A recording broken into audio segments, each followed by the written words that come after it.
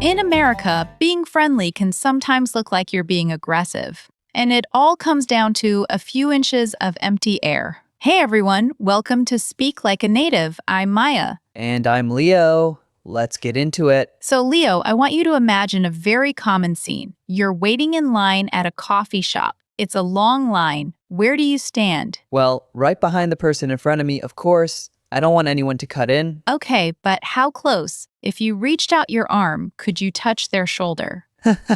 No, that would be weird. Maybe, I don't know, an arm's length? That instinct, that feeling of that would be weird, is exactly what we're talking about today. That's your sense of personal space. In American English, we often call it your personal bubble. And today, we're decoding the invisible, unspoken rules of the American personal bubble. Because getting this wrong doesn't just feel awkward, Leo. It can make people think you're rude, pushy, or even threatening when you're just trying to be friendly or efficient. Really? Just from how close I stand? Absolutely. It's one of the biggest nonverbal signals we send. So our goal today is to make you aware of the bubble so you can navigate it confidently and avoid those silent misunderstandings. I'm ready. Pop the bubble knowledge.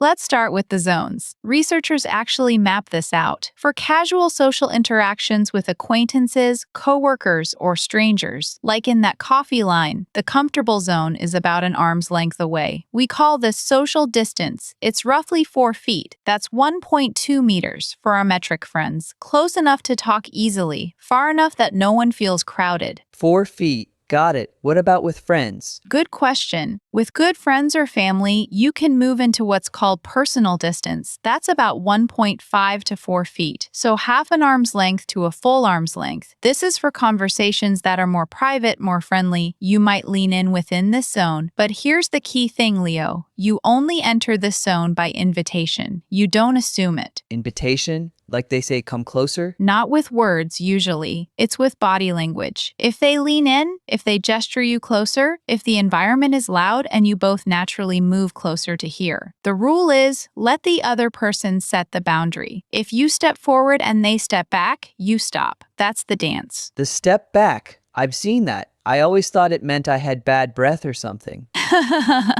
No, it's almost never about you personally. It's almost always about the bubble. It's a reflexive, automatic correction. They're restoring their comfortable 4-foot social zone. And this is a super common point of confusion. A learner from a culture with smaller personal space, like many Latin American or Middle Eastern cultures, might step forward to show engagement and warmth. The American steps back to regain comfort. The learner might step forward again, thinking, oh, they're trying to get away from me. And suddenly you have this slow, awkward waltz across the room.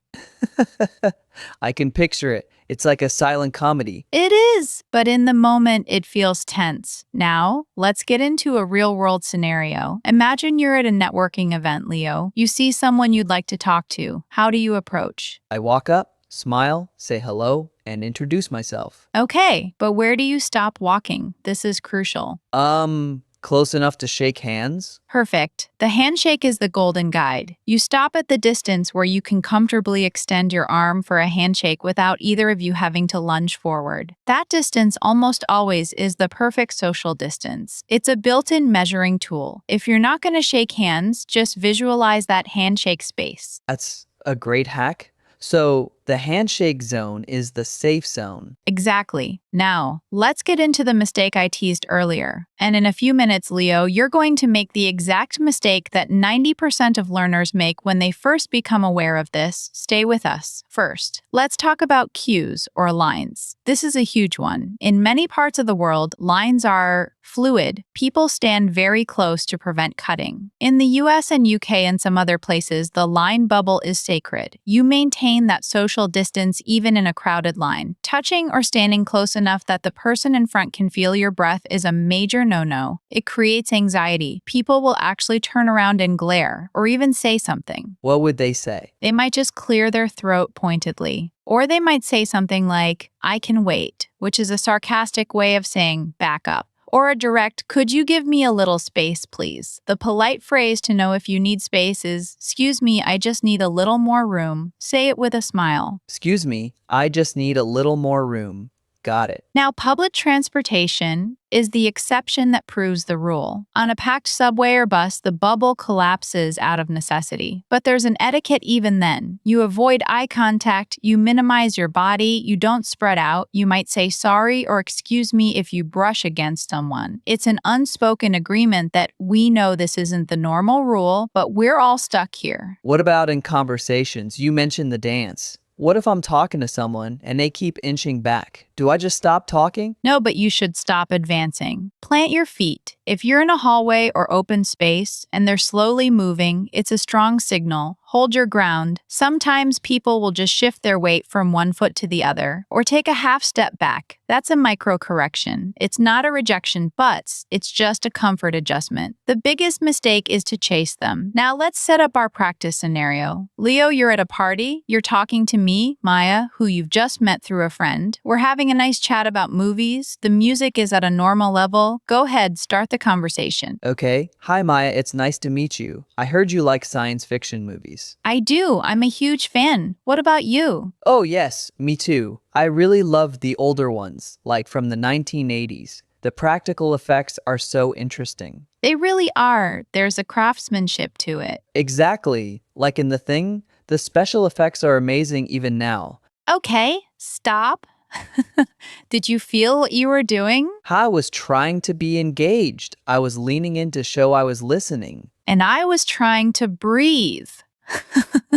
This is the classic mistake. When learners become conscious of their speaking, they often try to show enthusiasm by leaning in or moving closer. But in this context, a normal volume party chat, it invades the bubble. You showed engagement with your words and your eye contact. You didn't need to close the physical gap. My half step back was my signal. If you had kept going, I would have felt trapped, maybe even ended the conversation sooner. So leaning in equals pressure, not friendliness. In this context, with a new acquaintance, yes. With a close friend, leaning in says, I'm really listening. Context is everything. Now let's fix it. Same scenario. We're talking about movies, but this time be aware of the handshake zone. Plant your feet. If you want to gesture, use your hands, not your whole body. Got it. Hi, Maya. Nice to meet you. I heard you're into sci-fi. I am. What's your favorite? I'm a big fan of the classics. Blade Runner is probably my top. Oh, great choice. The atmosphere in that film is incredible. It really is. The world feels so lived in, you know? Perfect. Did you feel the difference?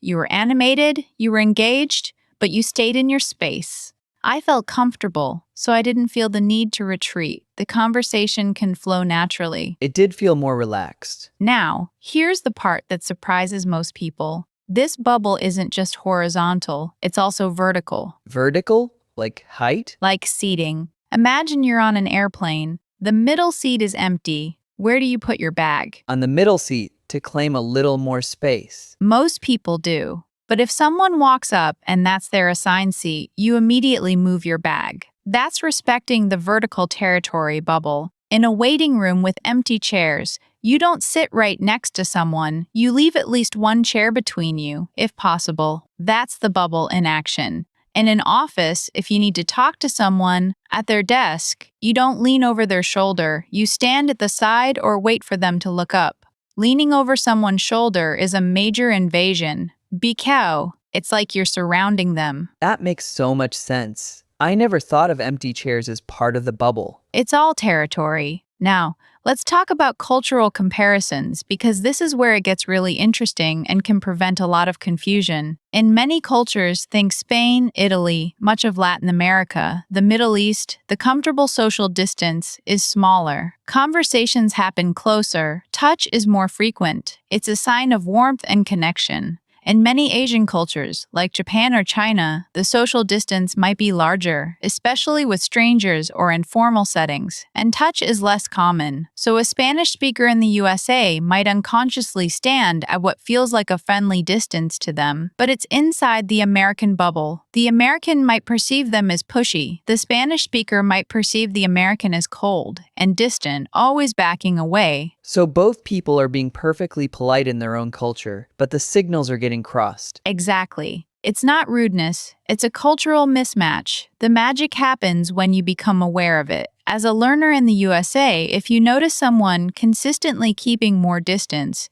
Don't take it personally. It's not you, it's the bubble. Match their distance, you'll put them at ease, and the conversation will be better for it. What if I'm the one who needs more space? How do I ask without sounding rude? Great question. You can use physical cues first. Take that subtle half step back. If they follow, you can use a polite phrase with a friendly tone. Oh, I'm a bit claustrophobic. Do you mind if we step back a little? Or even, let's move over here where it's less crowded. You frame it as a mutual move or a personal need, not their fault. The direct, you're too close is very harsh and should be a last resort. Noted. Let's move over here where it's less crowded. I like that. Now for our listener challenge today, I want you to be an observer this week. When you're in a supermarket line, at a cafe, waiting for an elevator, notice the distance. How far apart do people stand? Watch the dance. See if you spot the step back. Just observing will tune your brain to the norm, and try planting your feet in your next conversation. Feel the space around you. Don't chase. I love that. No chasing. And if you're finding these cultural decoding lessons helpful, make sure you're subscribed to Speak Like a Native. We drop new episodes every day to help you navigate the real unspoken English and culture that you won't find in any textbook. Hitting that subscribe button is the best way to make sure you don't miss the next invisible rule we crack open. It really is like getting a secret manual. Now let's do a quick recap of the golden rules. Rule 1. The handshake zone is your guide for social distance. Rule 2. If they step back, stop. Plant your feet. Rule 3. In lines, respect the bubble even if it's big. Rule 4. Use polite phrases to create space for yourself. And the single biggest takeaway for today, the sentence I want you to remember. Don't chase the conversation. Perfect. Don't chase the conversation. Let the space be. Communicate with your words and your eyes, not by invading the bubble. That's how you sound and look like a natural. Thanks, Maya.